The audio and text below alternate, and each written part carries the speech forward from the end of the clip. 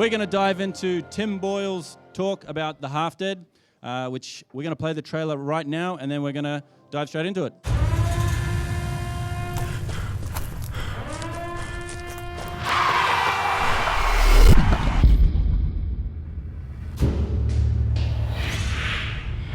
Sometimes during the healing process, the brain can bypass its normal functionality in order to help heal itself. When this happens, different chemical processes can trigger, giving the patient certain unique, shall we say, gifts. There is a war coming. We need to prepare ourselves for what's ahead.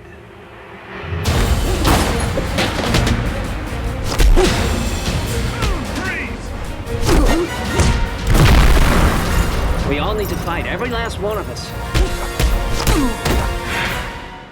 Who are you people?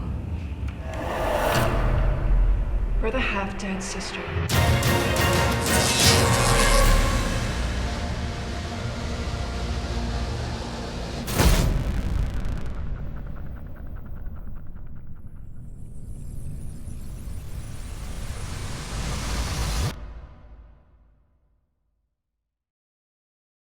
It was a film that we decided to make after I was living in Los Angeles for a couple of years. I had made, up until that point, 3 other feature films. I made a very tiny, little low-budget film back in 1998, which was called The Big Night Out, and wasn't that great, but it got released. And after that, I made a film which was released via Lionsgate, and that was probably the opportunity for me personally to have a film that could be seen by a lot of people, but unfortunately that particular film got raped, in the nicest way to put it. The producers ended up taking the film and selling it to Channel 9. They recut it. Basically, Sam Worthington was in that particular film, and once Sam became very big and very famous, they decided this should be a Sam Worthington vehicle, and they rearranged that film. And so they sold that. Lionsgate picked it up because they thought it was a film that could make money off the back that Avatar was doing so well at the time. And unfortunately, the film sucks. And that was my big opportunity to make a big film. So I was a bit sort of devastated by that. So I went off and made a cathartic film called The Plex, which was a comedy, but it was basically a fuck you to the guys who ripped off my last film, which was, felt good to me, but it didn't really sort of do what we wanted. And the problem is I actually really like that film, but it didn't sort of get the traction that we hoped for, because comedy is hard, and trying to sell comedy is hard. That's one thing I was like, this is fantastic. And they're like, yeah, great, but if is Seth Rogen in this? I'm like, no. Is Katherine Heigl in this? Thank God, no. But it's a personal joke. Somebody just got a Katherine Heigl DVD. But basically, it left me into this position where, at that point, I got picked up to be the screenwriter for a comic franchise. I got picked up to write The Phantom, and that was like all my dreams come true, because I'm a massive comic fan. And so that was great. So I was living in Los Angeles, and I was working on this film, and we had $86 million, and we were casting, and it was going through the studios, and we'd locked in our lead actors. And I'm like, this is fantastic. And at that time, a lot of my friends were also kicking some goals in Los Angeles, and life was fantastic. And then my pay didn't come through, and I said to the producer, I said, what's going on with the pay? It's like, oh, don't worry about it. It's all good. It's all good. Like, okay. The next week, my pay didn't come through. And I'm like, what's going on with the pay? And they're like, oh, no, it's good. The next week, pay didn't come through. And I went, hey, man, what's going on with the pay? What's happening here? We got rent to pay and all this sort of stuff. And he said, look, here's the problem. Our money is being funded through a hedge fund. And that hedge fund is, it's solely funded, when you track it back far enough, it's solely funded by Colonel Gaddafi's son. And it was at the time that the Libyan war came in, and so I'm sitting there, and I'm in LA, I'm going, right, so I was literally going to make a movie for Gaddafi. And so I don't know if I metaphorically and literally dodged a bullet on that particular film, but I came back to Australia and I sat down with my cinematographer and a mate of mine, and he's like, "What are you going to do now? You know, you had $86 million to go off and make a movie. You're about to crack Hollywood. It's all going to happen." And I said, "Look, if we're going to make another film," I said, "I've got no money. I've got like $10,000, and another mate had $10,000, and somebody else had $5,000 here, and what have you. And it's just little bits and pieces of money." And I said, "But if I'm going to make a movie, it has to be better than the Phantom. Like, it has to be better. Like, we have to be at that level, because I'm sick and tired of making movies for budgets that just keep me down at this level. So somehow we got to figure it out." And my cinematographer went, "Okay, let's do it." And I'm like, "Yeah, but no, seriously." He's like, "No, let's do it. Let's do it. I'm going to go out and buy either an Alexa or a Red." And I was like, "Cool, all right, well, you do that and give me a call." 24 hours later, he went, "Red Epic, that's what we got." And I went, are you shitting me?" And I was like, "All right." And he's like, "You need to get that script ready." I'm like, "The script's not ready." And he goes, "Well, start writing." So I'm like, "All right." So I started writing. I dusted off the old script, started writing this film.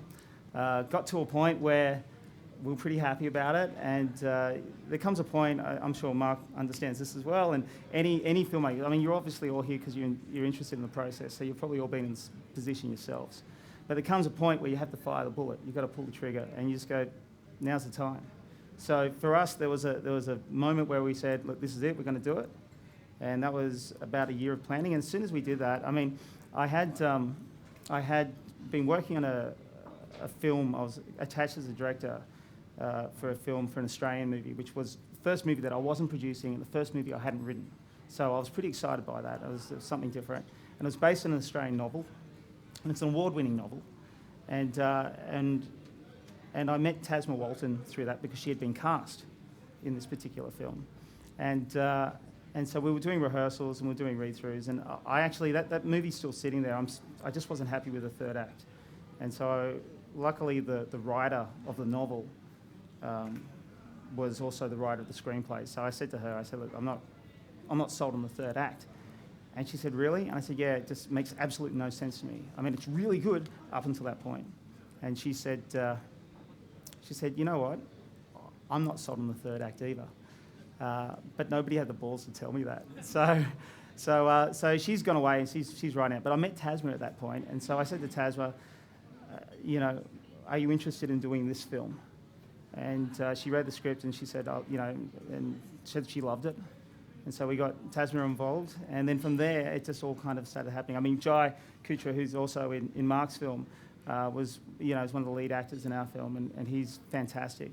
I mean, I dare say I think we have one of the best ensemble casts in the country for a film. I mean, if you just look at our cast, we've got Tasma Walton, Peter Phelps, Steve Bastoni, Terry Sirio, John Rhys Davies, of course, from Lord of the Rings and Indiana Jones.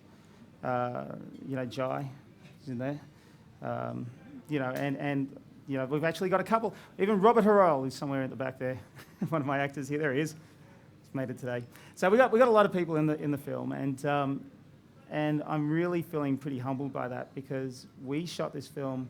You hear people say they shoot films on low budgets, micro budgets and all this stuff. Well, that's us. I mean, I've had to work 3 jobs. My business partner put in all of his money.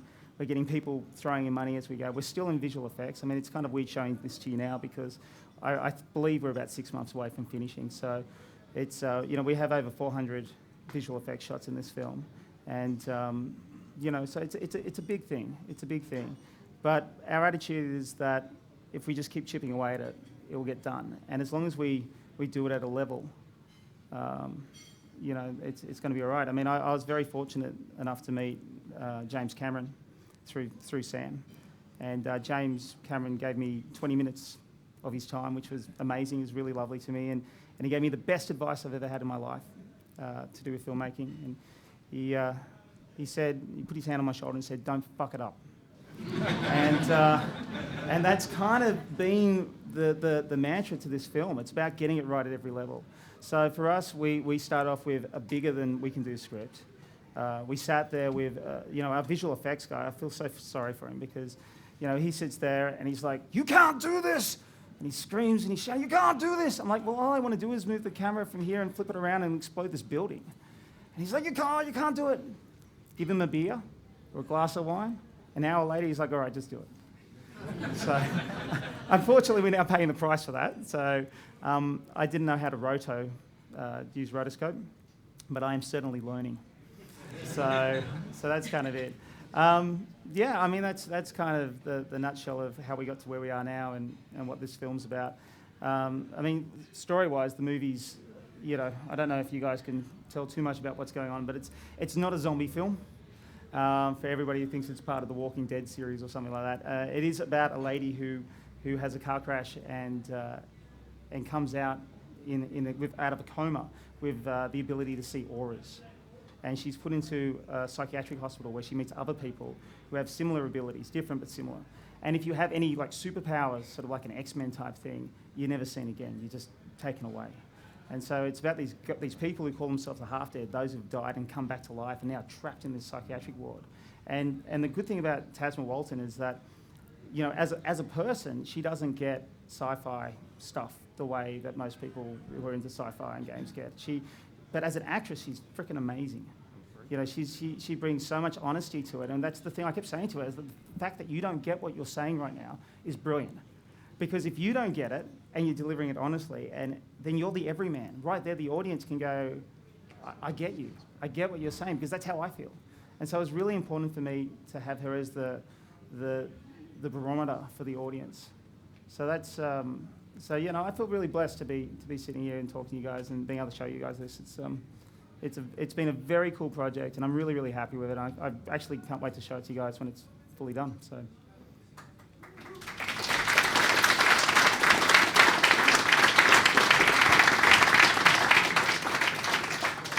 Sweet, that's pretty awesome. All right, same rules apply. Ask a question, you wait for the mic, we give you stuff. T-shirts and It's amazing stuff. Catherine Heigl shirts, the DVDs and stuff. All right, who's first? There you go. Up for grabs is what? Fatal Honeymoon. Yeah, another producer. We got a producer question. Here we go. So you say you're still a little way off finishing it, but the old question is, you're only as good as your next film. So how are you feeling about the next film? I'm feeling really good, actually. I'm looking at shooting something at the end of the year. So it may not happen at the end of the year, but that's what I'm looking for. I'm feeling pretty positive. So Good stuff. thanks, man.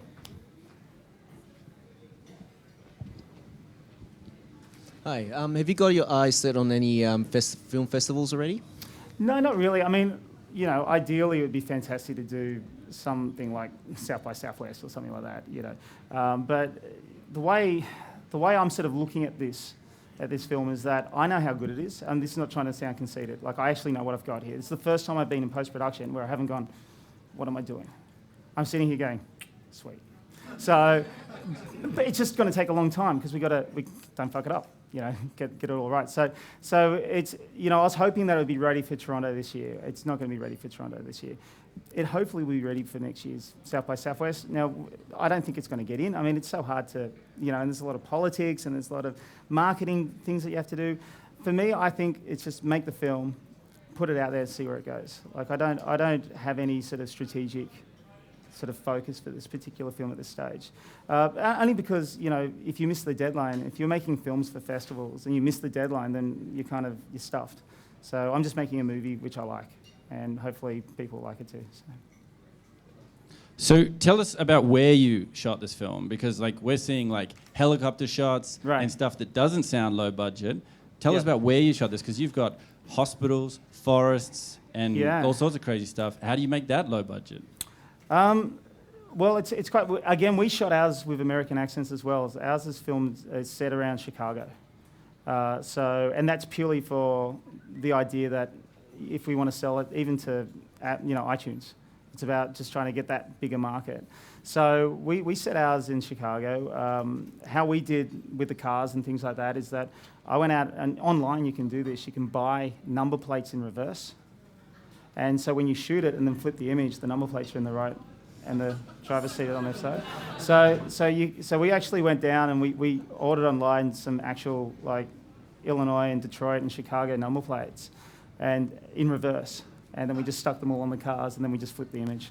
So how we got all those exterior shots and things like that, there's actually they're online. You can buy it. It's just stock footage, but it's the R3D files. So it's the proper epic files where people flown out in helicopters and shot it. And what you do is you sit in there and you do all your exterior. So we've got this beautiful shot of New York City, right? And it's coming down the Hudson, and it looks gorgeous, and it moves across. And then we punch into Jai, who's sitting at a bar.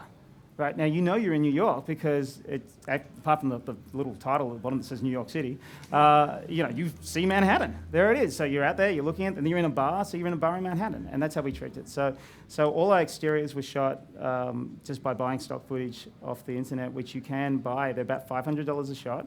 So if you buy 10 of them, there's $5,000. So, if you buy 20, and so on and so forth, you can do the math. But that's how we did that. So we have all these really high budget, beautifully shot aerial stuff, which, you guys can actually go out and buy the exact same shots that I have. I'll hate you for it, but you can do it. They're not exclusive. So, yeah. Something I'm over here. Something I'm curious about was obviously this was in part a product of you being kind of pushed into it, I guess, by him saying, "Hey, let's shoot this film. Buy the camera. I just bought the camera. Let's shoot this film." But from your own writing perspective, obviously, whenever something is born, it's born out of a reason, I guess, and there's a strong kind of why, and why is this important, and why am I writing this now? Yeah, I'm one of those horrible people who's got heaps and heaps and heaps of creative ideas. So I'm like that annoying person who's got if something happens that somebody else has done something similar to, it's all right, I got 10 more like it. So for me, this actually came from a point. I had this idea in my head where, I really like the X-Men, but I wasn't liking. I probably shouldn't say this, but once Brett Ratner got his hands on the X-Men series, it all just went to hell, right? It just went. So, thank you. And so I was sitting there. And I was at a party in Los Angeles in the hills, and a lady who's an executive producer from one of the major studios who was attached to one of the films, one of the superhero films that came out that weekend, said to me, she said, "Oh my God, we just made amount of money this weekend. Isn't that awesome?" And I'm like, "Your movie sucked." and they were like, no, it's really awesome. Look at the money we made. And it came out this particular. I'm going to say the name of the movie because you won't know who this person is. It's Wolverine, right? So the first Wolverine, not the very first one. And I'm like, dude, it kind of sucked. And she was like, no, it's fantastic. It's fantastic. And Star Trek, the J.J. Abrams one, came out the week prior in the States. And so I was sitting there and I was like going, but Star Trek was good. And she was like, no, our movie made more money. And I said, yeah, that's true. But I'm going to go and watch this movie 3 times. I'm never going to watch this movie again. And so it was just a weird sort of thing where she just said, well, if you can do a better X-Men movie, then do a better X-Men movie. I went, you give me the money and I'll do it. And she was like, no, if you think you're so good to do an X-Men movie, go and do an X-Men movie. So, X-Men movie.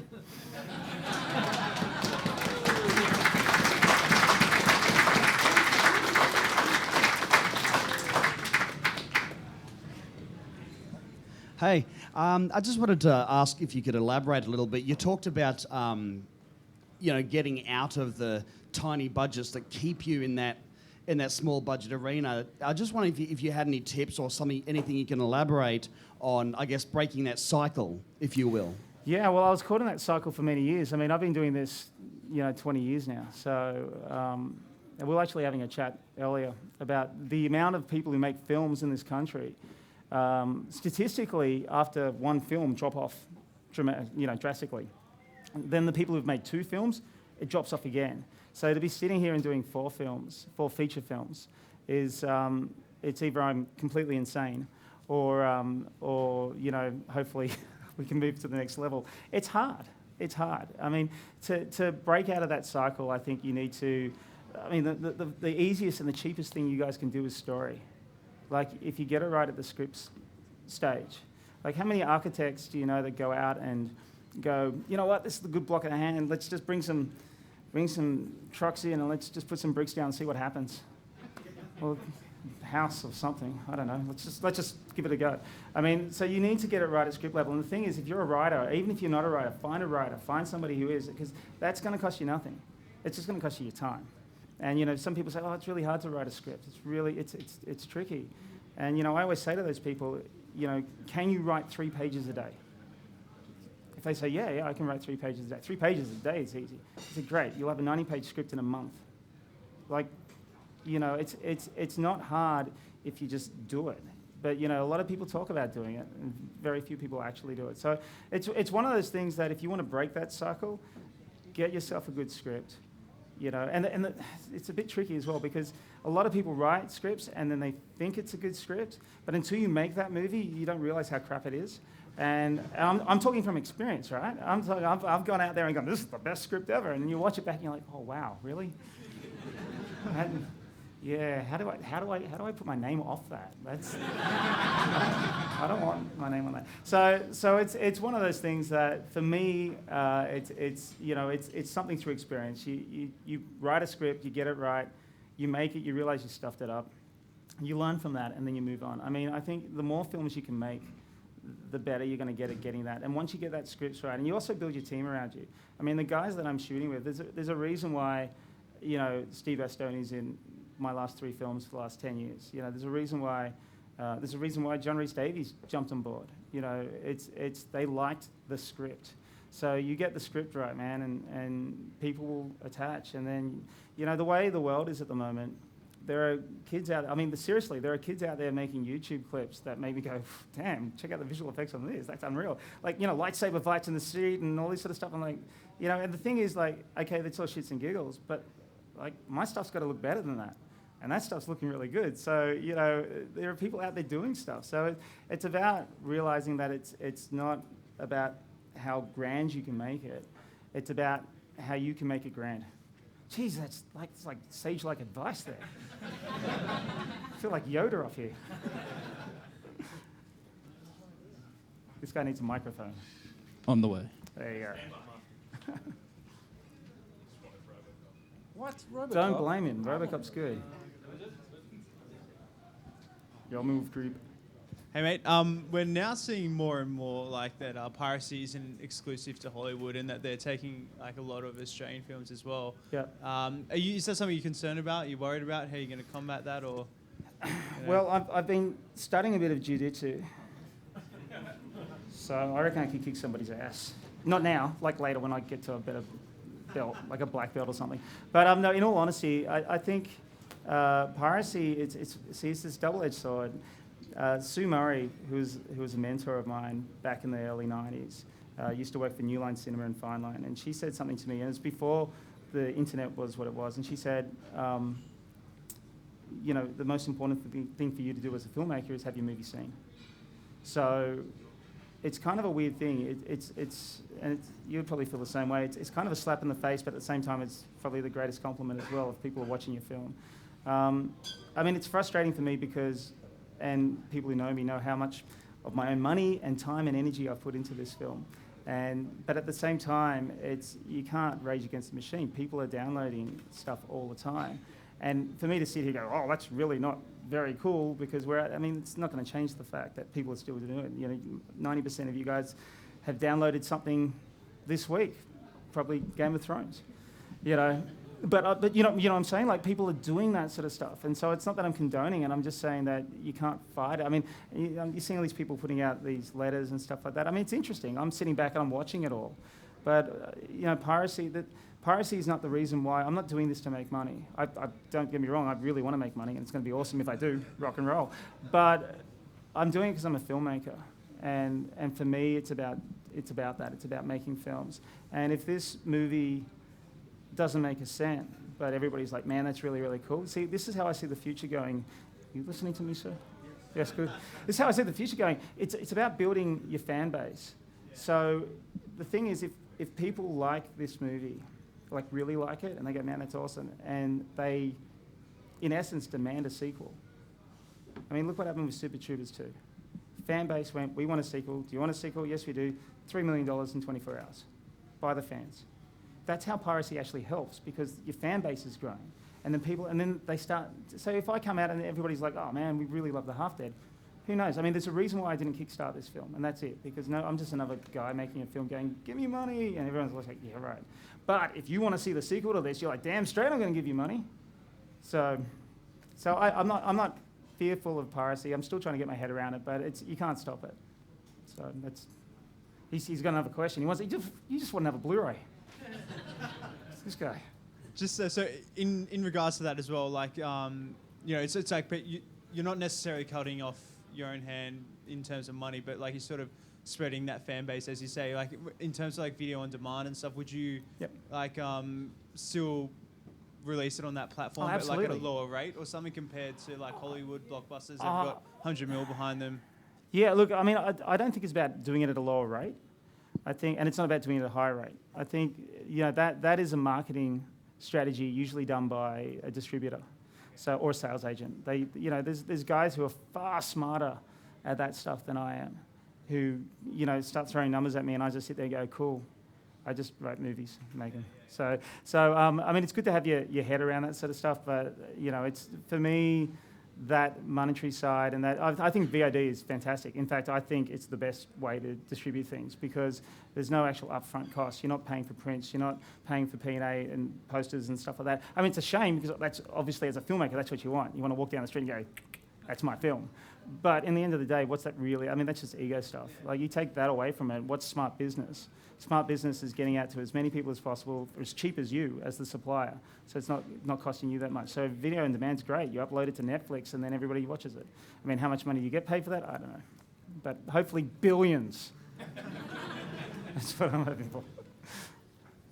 Hey, mate. Give him a cap. I want to ask, what was your elevator pitch for the Phantom? What was your take on it that got everyone aroused? Yeah. Well, it was a funny pitch, because I flew into New York to meet with the head of the studio, the comic studio, and they'll take me out to the Palm restaurant. I don't know if you know the Palm, but it's basically $100 steaks, and that's $100 US. So I'm like, this is crazy. So I go in, I sit down, and we're in this restaurant. The head of the comic studio, and another guy from the comic studio, another guy from the comic studio, and myself. And I'm looking around the room, I'm like, this is going to be the shortest pitch in the world, because they're going to hate what I have to say. So what I want to do is order a $100 steak. So I said, look, before we start, can we order some food? And they're like, sure. Like, great, I'll have the $100 steak, thanks.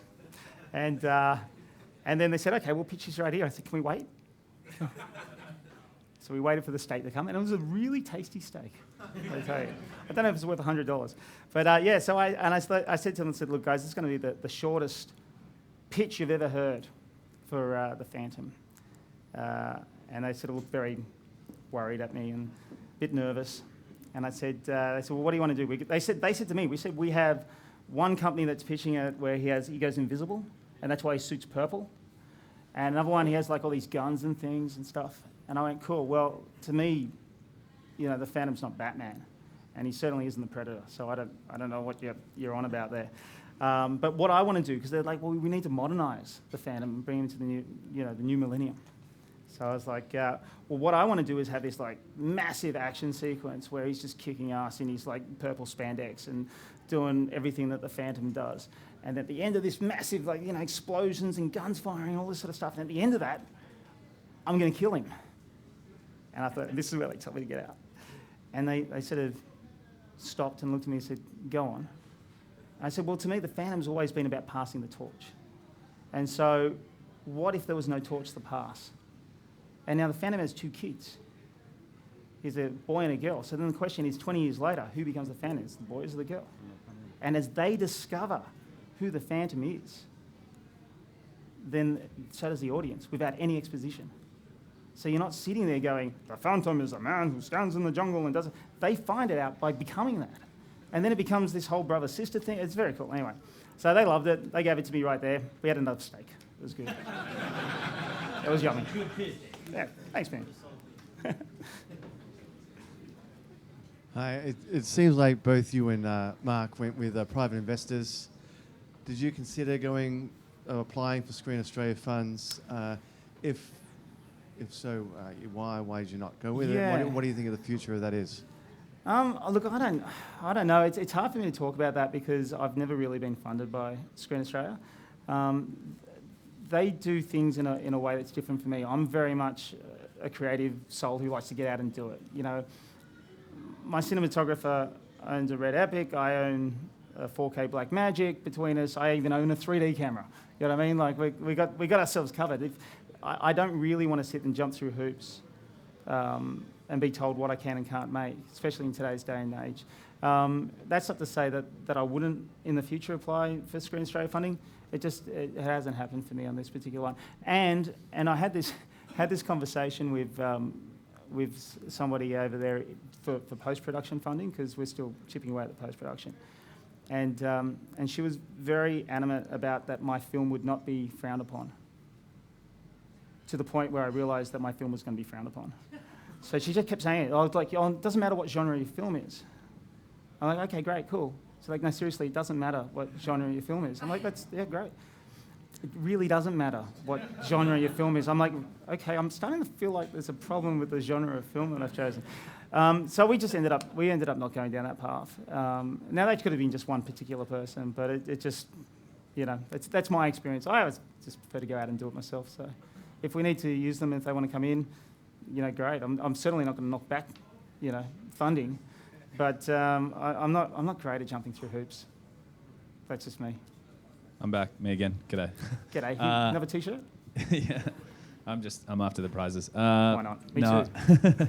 I was just curious, a sort of a similar question, but then different take. Phantom as well. You're making a version of the X-Men. You almost got to do Phantom. Comic book heroes, superheroes. Why are you drawn to telling stories about them right now? Is this something that you've always wanted to do, or? You know what? I've got scripts. I've got romantic comedies. I've got gangster films. I've got sci-fi films. For me, it's just movies that I like to do. Like I've got a movie at the moment which I'm sort of in quasi pre for, but I don't know which one I'm going to do. I've got two. I've got a ghost film which I want to do, and I want to shoot that in 3D. I've got the 3D camera, and I just think it'd be kind of cool. And I've got this other sort of alien abduction movie, which involves a lot of set building and stuff like that.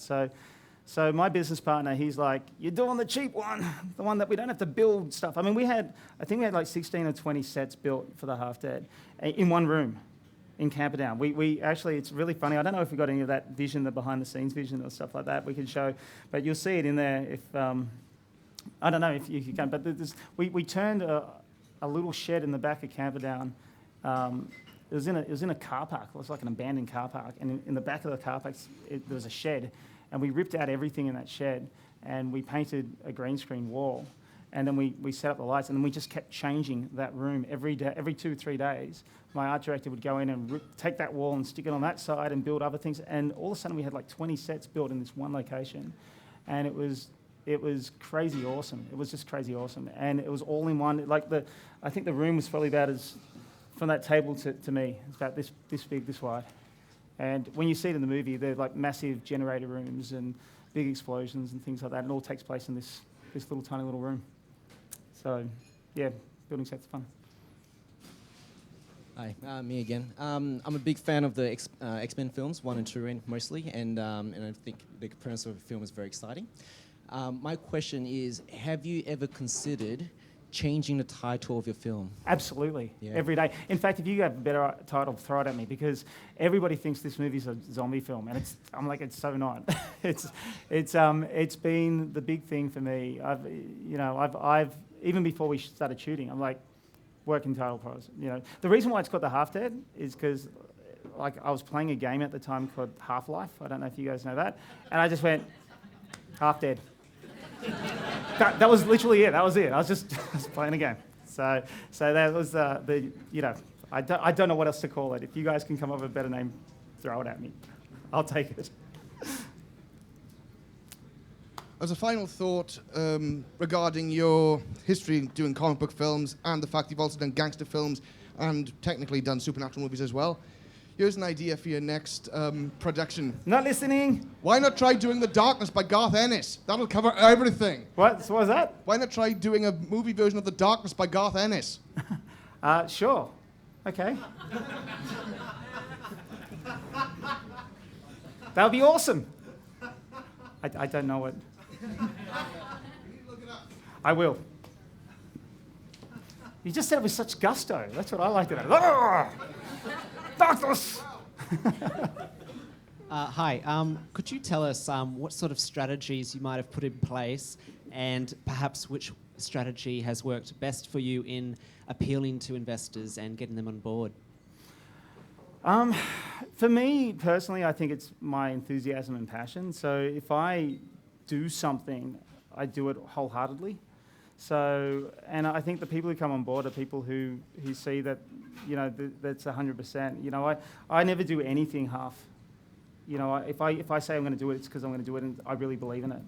And even though I've had setbacks in prior productions, you know, you learn that. I mean, it's that idea of show business.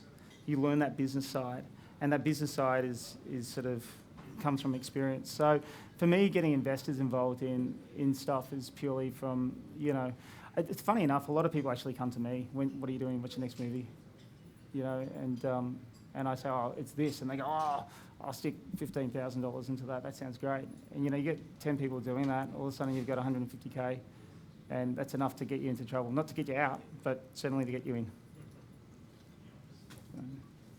Hey, you're going to hate this question, but after a bit of internet stalking and talking about how your career span over 20 years and you've kind of kept persevering and you've had your moments of like kind of where you had kind of, you reach your goals, your pinnacles, and you're still doing what you want to do. So the question is, if you went back and saw, so it was you're around 20 something when you started, there was kind of like 3 pieces of advice that you could give yourself, knowing what you know now, what would they be? The first thing is that it's not going to happen by the time you're 23. As much as you want it to happen by 23, it ain't going to happen. You know what? I probably wouldn't. The only advice I'd give myself is to hang in there, because it's really hard. Any filmmaker that will sit in front of you and tell you that it's easy is either the luckiest person on the planet or completely lying to you. You know, it is hard. You know, you guys are listening to me talk, but I've been you guys many times listening to other people talk. So it's not an exclusive thing. It's about, you know, you work hard enough and you maintain a vision. See, directing is a funny thing. Directing you can't teach. You can teach the technicalities of it. That's not a problem. But directing itself you can't teach. It's an unteachable quality. You either have the ability to communicate to people or you don't.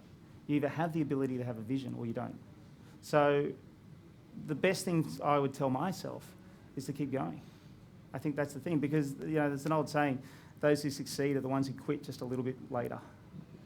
And it's true. You know, you just got to hang in there and work your ass off, and, you know, and let the movies talk for you. You know, I mean, I've made some films which I'm not proud of. Not because they're offensive or whatever, but they're just not what I could do, but it's the best I could do at the time. But I'm sitting here now with something which I'm really proud of. And I don't need to pimp it out, because it will do that for me. This is the most relaxed I've ever been. And I feel very fortunate about that, you know. So yeah, that's my advice to myself. 2 things. First of all, don't listen to that guy. Darkness would make a terrible film. Copy that. I've got to Google it first, but... Second of all, like, you're a genre fan. I'm a massive genre fan. That's the type of film I want to make, and that's the kind of industry I want to work in. Is that that always seems to be a negative. The minute you say, like, oh, I want to make a superhero film, people look at you like you just said that you know, said something disgusting. Sorry, I completely did not have a metaphor for that. That's right. But every metaphor you wanted went through my head. So don't worry. But yeah, has that something that's worked against you, or does it make life more difficult? My American sales agent loves that. American sales agents love genre because they can sell it. They know what it is. The trick is to actually be true to the genre. So a lot of people make movies, but they go, oh, it's a sci-fi, and it's not a sci-fi. Or it's a zombie film, but it's not a zombie film. See, I mean, I'm going to piss people off with this, because people are going to think it's a zombie film, and they're going to sit there and go, There's no bloody zombies in there at all.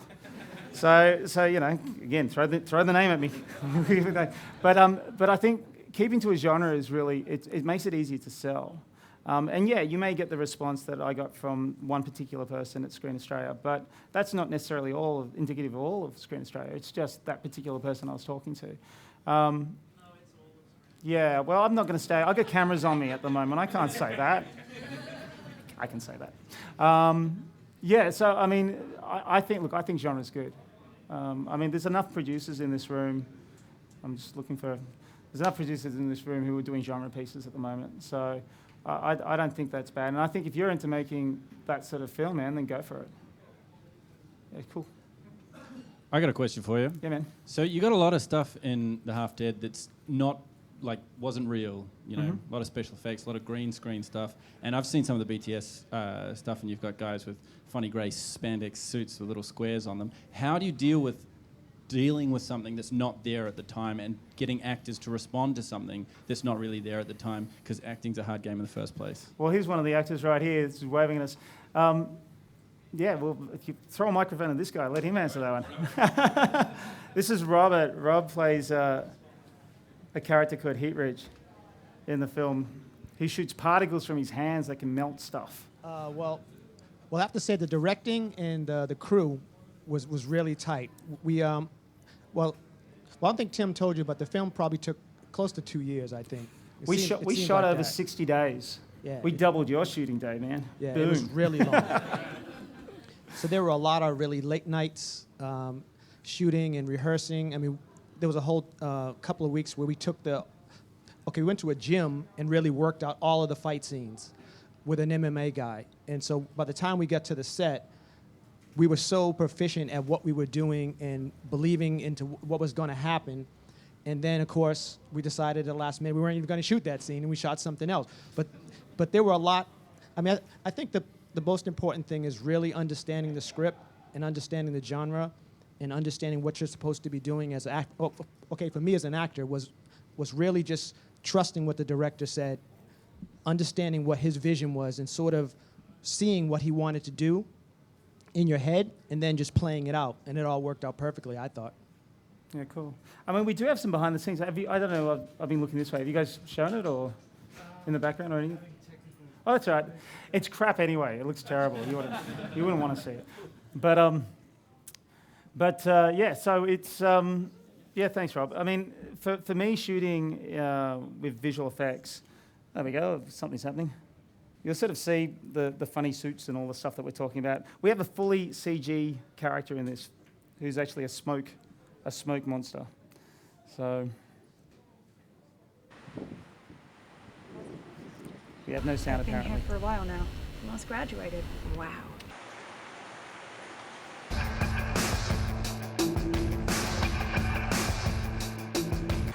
Well, it's done. We're good. Let's do it. Let's do it. That's a great start.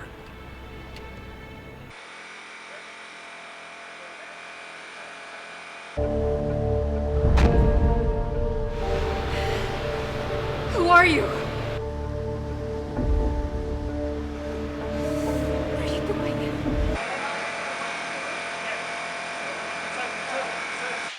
And so, actually, it's going to be real fast. So let's make it like so.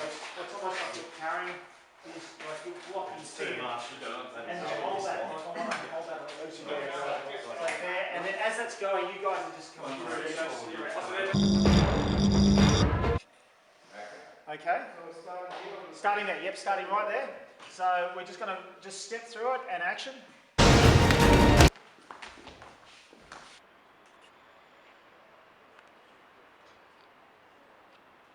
Action. Like the entire thing. So that's my cinematographer, Kaz Dixon, and myself. You'll see, like, I swing boom half the time when I'm not in front of the camera. There's our funky visual effects CG guy. He actually he would wear that on weekends too. That's what he does. There's Rob. Stand by, here we go. And that's just to show you that, yeah, we did whatever we had to do. And action. Yeah, let's see. We've got the guns up. Sit down there. And then, yep. And then I say, I see you like something like that. And then drop it down. It's also cheaper if you're an actor yourself. He's going through the walls. Now next time we're going to do it on action. I just want you to put your hand up. So just put your hand up. Just stand there. We set off so many smoke alarms in that night. Action. Wake up! There's good old Joe. Of course, John Rhys Davies. He was a real cool. What is this? I'll tell you about him in a second. It's a cease and desist court order. Temporarily, just until we run the proper tests.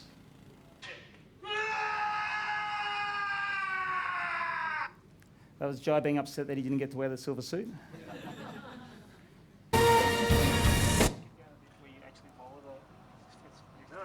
Lower it into the car. Just lower it down, and then just give a moment so you're actually like pondering, like you like, and that's pretty much the moment. So the moment is on action we go. So action. Yep. So yeah, let's just run it. So action.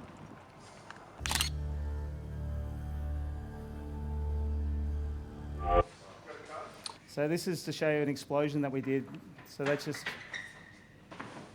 and that's what it looks like with a big thing exploding in the background. But you saw the bunker there. You saw that little shed that we shot, like half the film. It's only this sort of space. It's very tiny.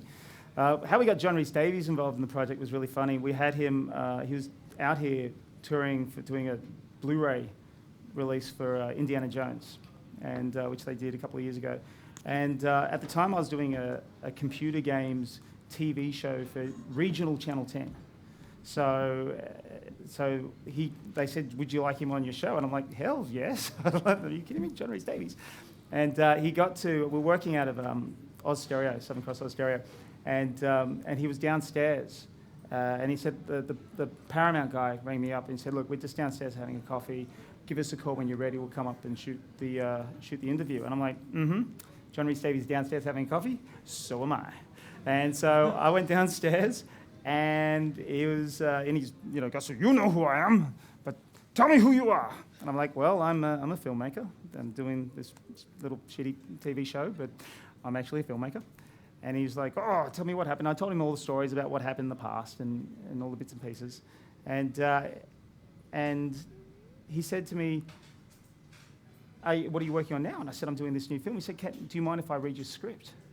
And I'm like, "Sure, not a problem." And I whipped out my iPad and I said, "What's your email address?" And the guy from Paramount's sitting there going, "Please, can you stop talking about your movie to John Rhys Davies, all right? This guy's not here to talk about your film." Anyway, luckily for me, he gave me his email address. I sent it back to him, and it's like 2 weeks later, and I don't know if anybody's ever been in a position where you get sent screenplays to read from your friends or whatever, but I don't know anybody who reads a screenplay in 2 weeks. Like most people, a month, 2 months later, you're like, "Have you read that thing?" It's like, "Oh, no, I haven't read it yet, but I will. I'm getting to it. And so he's like 2 weeks later. You did. Thank you very much. Thank you. He passed on it, though. It was sad. Whatever. But in saying that, he read and he said, he goes, "I'm in shock. This is a blockbuster if I've ever read one. Let me know if there's anything." I've still got the email. "Let me know if there's anything I can do for you." And I said, "You can be in it. I can't pay you. You can be in it." He's gone, "Done. Let's do it." I'm like, "Really?" Rockin'. So yeah, and I guess once that happened, we had Peter Phelps in there, Jay Lagai. I mean, Jay's amazing. Jay Lagai was just, I love that guy. He's just so good to work with. Apparently you have a microphone. Looks like you're I was just curious, you talked about with the low budget doing a lot of VFX and, obviously to make your budget go a bit further. Is there anything you decided to do in camera? And if so, where did you draw the line to do that? Well, yeah, as much as possible in camera. I mean, a lot of the things, we wanted to do the contact lenses for Peter Phelps' eyes, but my VFX guy was like, "No, man, we can do that. We can do that post. It'll keep better." I tell you what, he hates making that decision now. He's like, "Why don't we just put the bloody contact lenses in?" I'm like, "I don't know, man. It's your call." But here we are. Now we're rotoring out eyes and stuff. But that shot with the cup slides across the table that you see, that's just fishing wire, man. It's just somebody on the other end just yanking it, putting their hand down. So yeah, we do wherever practical effects can take place. It's always better to do that. And I wish we had more practical effects in it. But the nature of this particular film is that it's actually it needs the VFX, and unfortunately, it's what's slowing the film down at the moment. And it's not that the film's bad or it's or we didn't plan for it. It's just there's a lot of work, and there's like I said, we shot the entire film with 7 people. We have 3 visual effects, 3. visual effects people doing it, plus myself who's learning how to do roto. And I'm telling you, I'm terrible. But there I am doing it because you just got to do it. It's like, you know, you can't expect everybody else to do stuff, but then you not chip in yourself. So, and if that means you work around the clock, you work around the clock. That's what it is. But yeah, I'm not adverse. Visual effects doesn't scare me. I'm not averse for doing it. And the thing is, like, if it can't be done, then I try to find a way to get it done. Because, you know, and like Robert would say, we rehearse something, I would get on set and I look at it and go, no, I don't like it. Do this. And, you know, the poor actor's like, okay, well, wait, hang on, tick, we're now fudding. I mean, that smoke character that you see, well, on location, I went, you know what would be really cool? Is if that person had the ability to have like this shadow come out of them, it's like a smoke character and it fights. And we're on set, and the stunt coordinator is like, what? And I'm like, wouldn't that be cool? And the VFX guy's like, nah. Nah. I said, yeah, it'd be cool. And he's like, no. He goes, if you're doing this, you need this suit, you need this, you need that, you need that. I went, okay. So there's the guy in the suit, you know, and we got all that, and it looks great. So, and the prelim stuff that we've done is for the smoke monster looks fantastic. So I'm really happy with it. Cool. Ross. Thank you very much. Everyone give us a bit of a round of applause.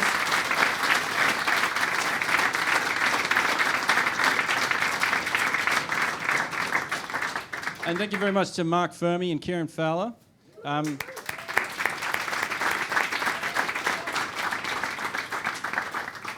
sure everyone would agree that it's pretty inspirational. The reason we started AnyCameraWillDo is because there's tons of stuff actually going on in Australia, and we found it actually hard to find out about a lot of this stuff. Tim has made several films. Both Mark and Kieran have worked on all sorts of stuff. We've got so many other filmmakers here in the room already. There's tons of stuff going on. So if you guys are working on anything, short films, web series, feature films, or anything like that, feel free to contact us at AnyCameraWillDo. Tell us what you're doing. I mean, we're more than happy to put up BDS shots, talk about what you guys are doing, or even, you know, like come out and do interviews with you guys. Like, people are interested in this sort of stuff, but a lot of it's really hard to find. So that's what we're all about.